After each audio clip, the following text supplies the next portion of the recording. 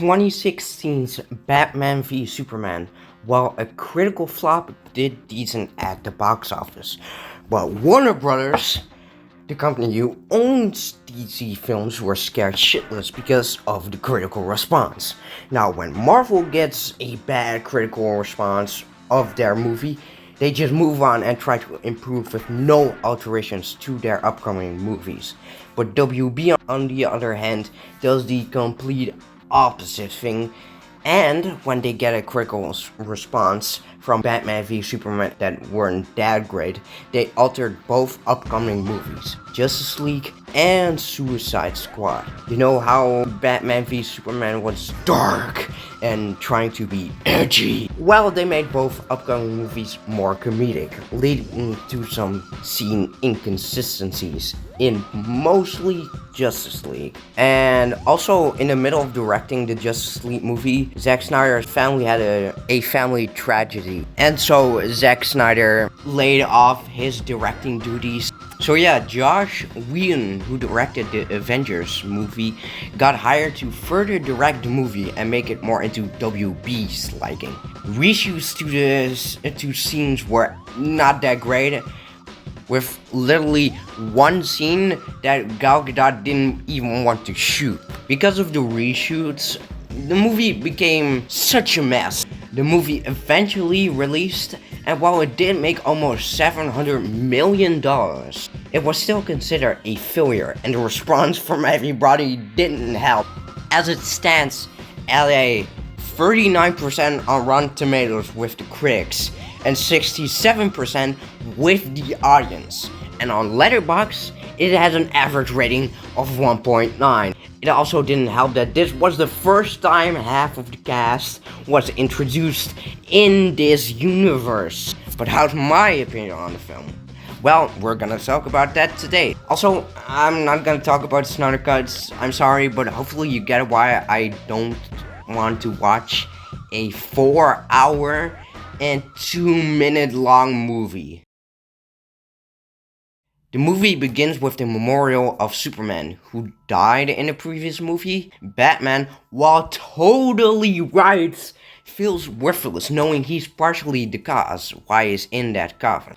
Also, I'm writing this minutes after rewatching the movie, and I don't know how Batman knows that there are aliens coming, but I will let that one slide since inconsistencies is a problem in the whole movie. But anyway, Batsy is gonna collect these superheroes like action figures to create a team to fight these aliens.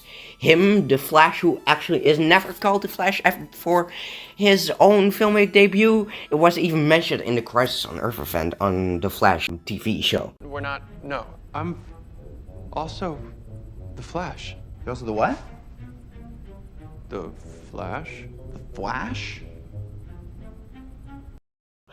But anyway, further leaguers include Wonder Woman, Cyborg, and Aquaman. Wonder Woman, Cyborg, and the Flash all made a cameo in Batman v Superman, and Aquaman and Cyborg for a first decline, but changed their minds later in the movie. First of all these characters are half-baked.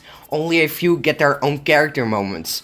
It feels like they're immediately relegated to main character background characters, if you know what I mean with that.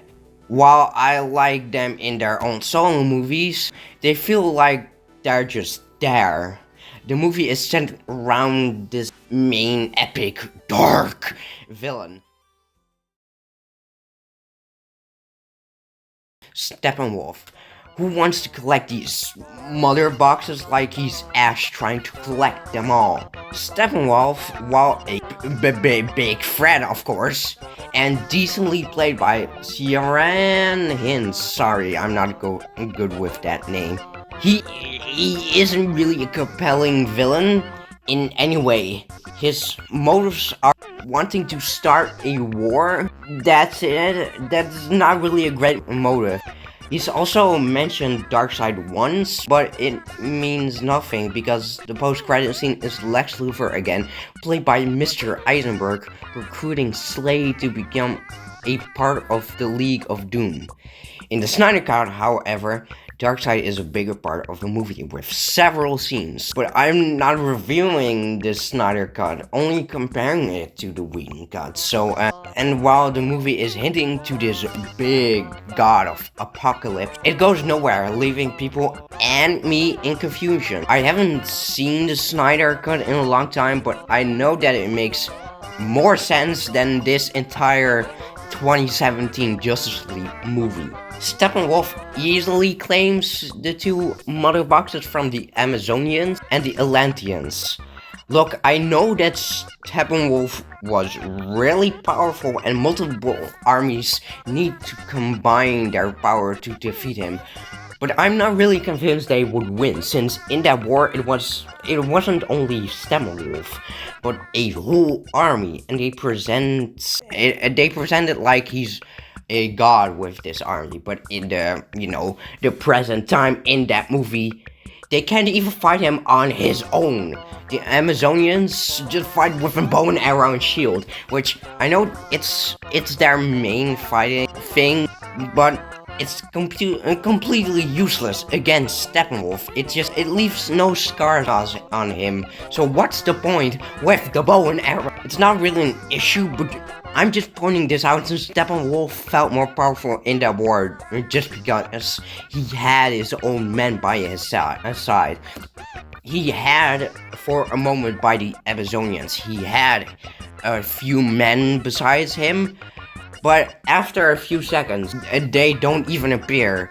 They don't even appear at all when Steppenwolf goes to Atlantis. So, yeah. Anyway, he collects the 3 mother boxes. Then there's the idea to try to revive Superman. And this is what I meant in my Batman v Superman review. I don't care if he dies. He comes back in like 2 movies later. Clark also doesn't remember who he is after being revived, and in the middle of the fight, this happens.